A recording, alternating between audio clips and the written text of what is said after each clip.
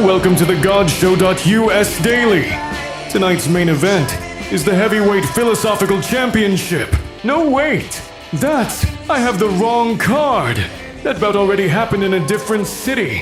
What we have tonight is something far more consequential. One question. 15 wisdom traditions, and absolutely zero agreement on what the word promise even means. You are exactly where you need to be.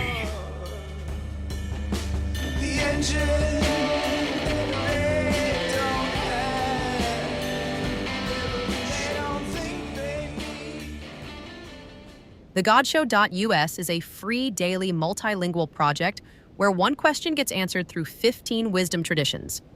Find the question of the day, ask your own questions, and discover your belief profile at the GodShow.us.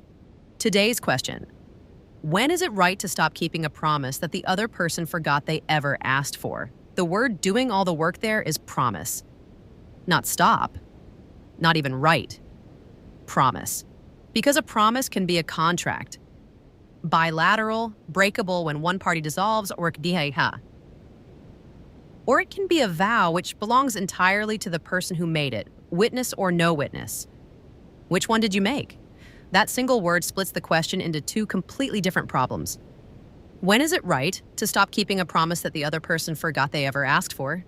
Stoicism walks in and basically says you're asking the wrong person, meaning you're asking them. The tradition is almost impatient about it. Your promise was never a transaction awaiting their memory to stay valid. It was a statement about what you are. Integrity doesn't require a witness.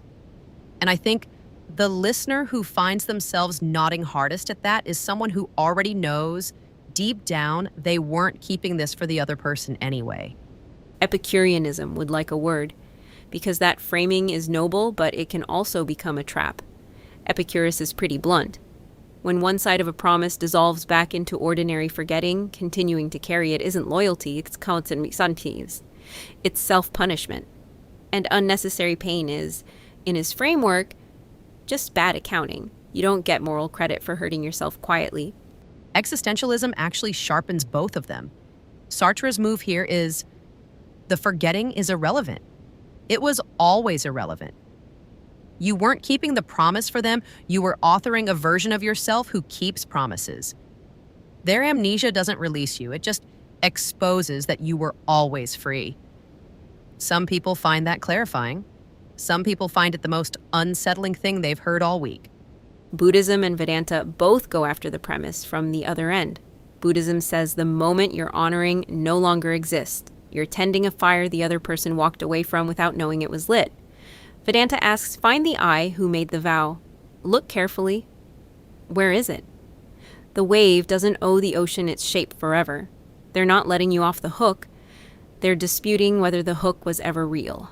There's an absurdist image in the tradition responses I cannot stop thinking about. A man whose mother left a plant on his windowsill.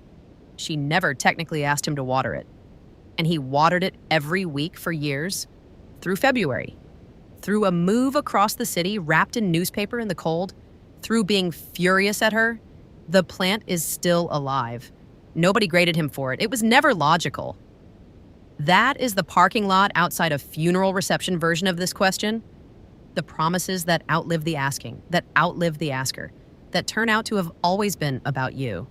Islam said it most plainly, and I keep returning to it. Can you release this honestly? Or are you seeking permission for what you have already decided? That's the one. Tomorrow's question is already waiting. Welcome back to the resolution. And what a resolution it is. 15 traditions just went 15 rounds with one word. And that word did not go down.